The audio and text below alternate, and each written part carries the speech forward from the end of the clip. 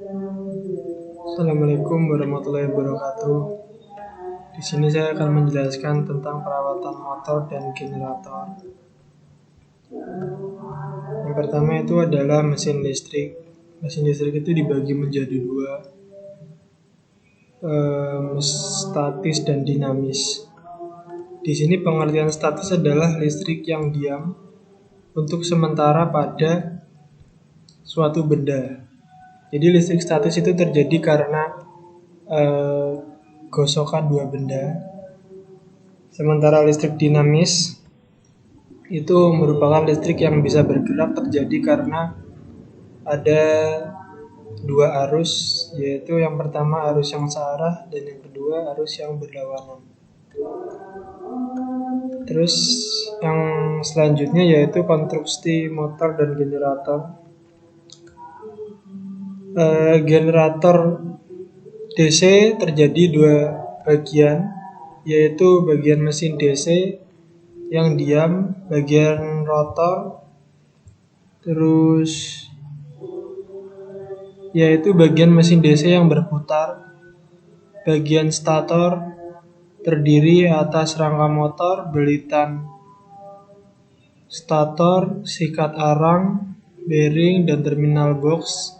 Sedangkan bagian rotor terdiri dari komutator, belitan rotor, kipas rotor, dan yang terakhir poros rotor. Bagian yang harus menjadi perhatian secara perawatan rutin adalah sikat arang yang akan memendek dan harus diganti secara periode atau berkala. Nah, ini adalah prinsip kerja motor generator, yaitu aliran arus di dalam penghantar yang berada dalam pengaruh medan magnet akan menghasilkan gerakan.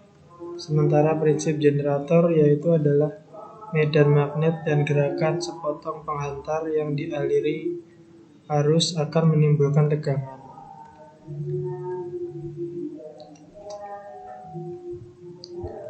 Nah, ini adalah motor dan generator. Pertama, motor dan generator itu terbagi menjadi dua, AC dan DC.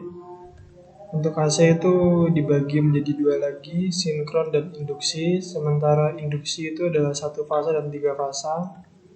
Sementara DC itu adalah penguat terpisah dan penguat sendiri. Penguat sendiri itu dibagi menjadi tiga, seri, shunt, dan kompon atau seri plus shunt. Untuk penjelasan shunt itu adalah tegangan awal generator diperoleh dari magnet yang tersisa dan terdapat pada medan magnet.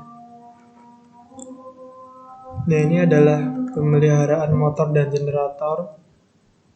Analisis kerusakan motor sebaliknya diawali dengan mendengar suatu inspeksi visual. Periksalah motor dari kerusakan yang mudah terlihat. Misal pecahnya bel cangkang motor, lubang tangkai rotor yang menciut atau membeku, atau belitan kawat yang terbakar. Suara motor atau lubang tangkai rotor membeku biasanya menjadi tanda-tanda utama dari kerusakan bearing. Periksa motor dari adanya kerusakan bearing dengan cara memutar tangkai rotor, kemudian cobalah menggerakkan tangkai rotor tersebut naik turun. Tangkai rotor tidak bisa berputar, terasa seret atau bermasalah. Bergerak mungkin mengindikasikannya adanya kerusakan bearing.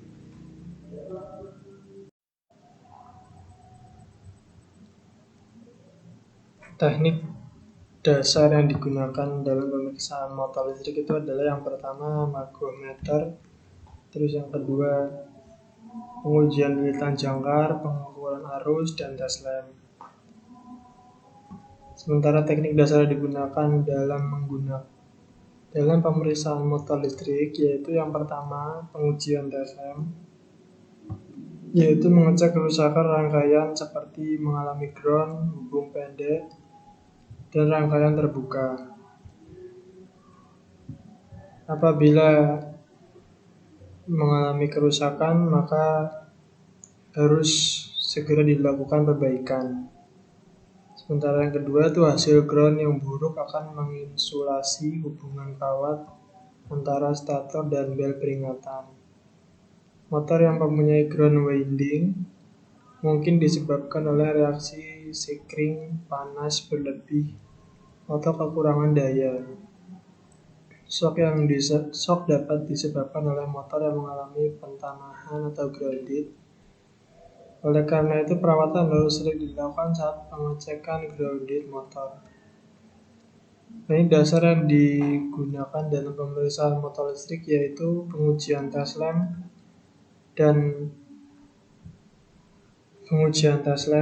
yaitu pengecekan motor untuk pentanahan ground dengan tes lamp atau tes lamp open circuit test. Untuk pengujian megometer yaitu pengujian ground dan pengujian open circuit, yaitu yang artinya motor mengalami ground akan terbaca sebagai 0 atau sekitar 0. Terus yang kedua, motor yang mengalami open circuit akan menunjukkan angka tinggi di megometer. Pengujian lilitan jangkar. Percobaan untuk mengecek apakah lilitan jangkar berfungsi dengan baik.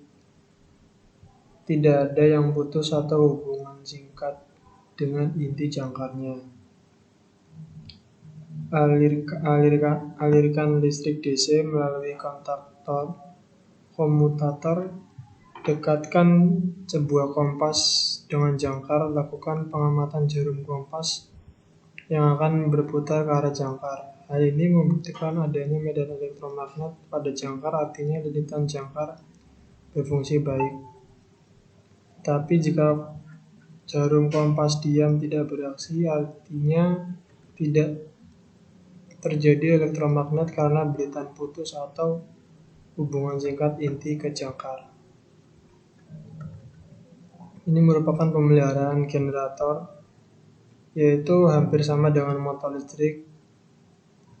Masalah utama pada generator itu adalah tidak dapat bekerja, output tegangan terlalu rendah atau terlalu tinggi, tegangan yang tidak stabil.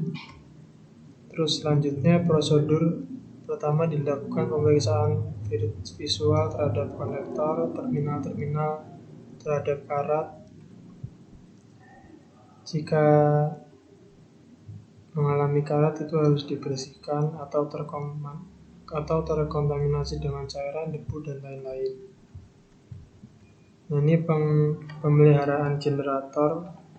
Yang pertama, pengujian hubungan singkat, pengujian regulator, pembongkaran generator, terus selanjutnya perawatan bearing.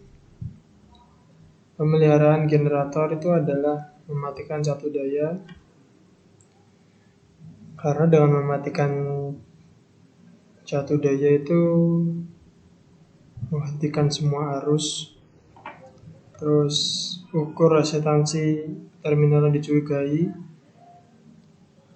Pentingnya mengukur resistansi pada terminal yaitu jika tegangan melebihi atau kurang dari normalnya. Jika resistansi 0 maka terjadi hubungan singkat. Sebaiknya jika resistansi besar, maka hubungan ini berarti sambungan tersebut terbuka. Pemeliharaan generator, pengujian hubungan singkat. Di sini ada wiring current limiter contact, voltage regulator coil, current limiter coil, terus yang di garis merah ini adalah regulator field.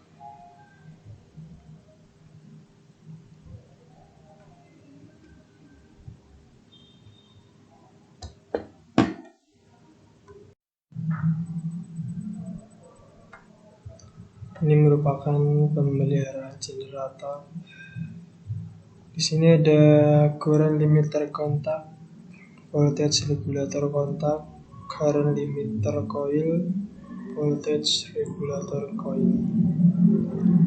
Di sini current limiter tuh digunakan untuk mengurangi arus yang dapat mengalir ketika terjadi hubungan singkat dengan tujuan untuk menurunkan tingkat stres pada konduktor, pemutus tenaga, atau peralatan lain yang dialiri arus gangguan.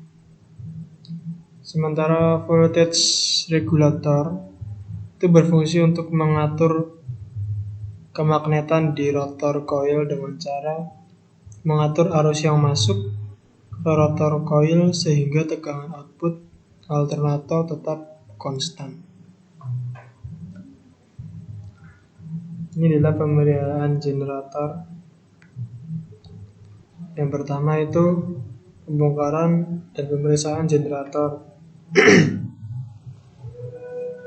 Pertama, matikan sumber data, beri tanda dan identifikasi menggunakan derek.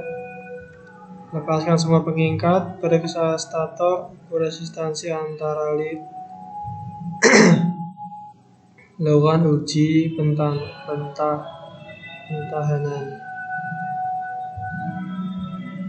Kerusakan juga sering terjadi pada dioda generator, oleh karena itu pengecekan resistansi pada dioda rusak atau terbakar perlu diganti dengan yang baru.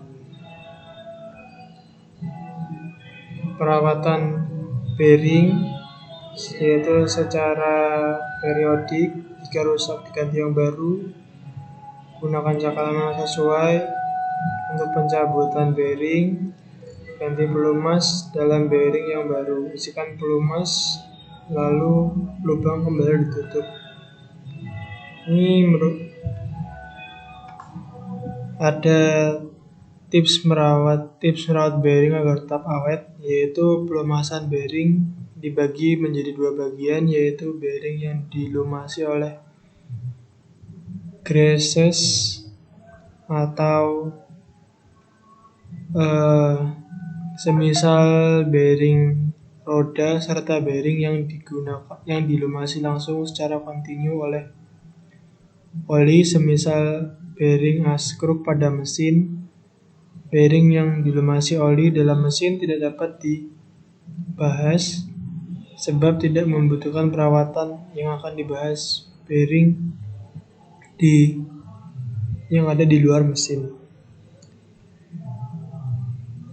Perlu diketahui mengapa penting membahas perawatan bearing, karena merupakan suatu komponen yang kerap dilupakan perawatan kepada pemilik. Tetapi peran bearing ini amat vital serta menentukan keseimbangan terhadap as roda itu sendiri. Nah, ini merupakan pemeliharaan preventif, pemeliharaan terhadap kotoran dan debu. Pemeliharaan preventif berkala yaitu dibagi menjadi tiga, yaitu pemeliharaan kontaminasi replusif. Pemeliharaan itu dibagi menjadi tiga, yaitu penggantian bearing, penggantian oli, pembersihan motor. Sementara kontaminasi itu debu, karat, dan replusif itu adalah komutator secara periodik, sikat, dan ketegangan sikat.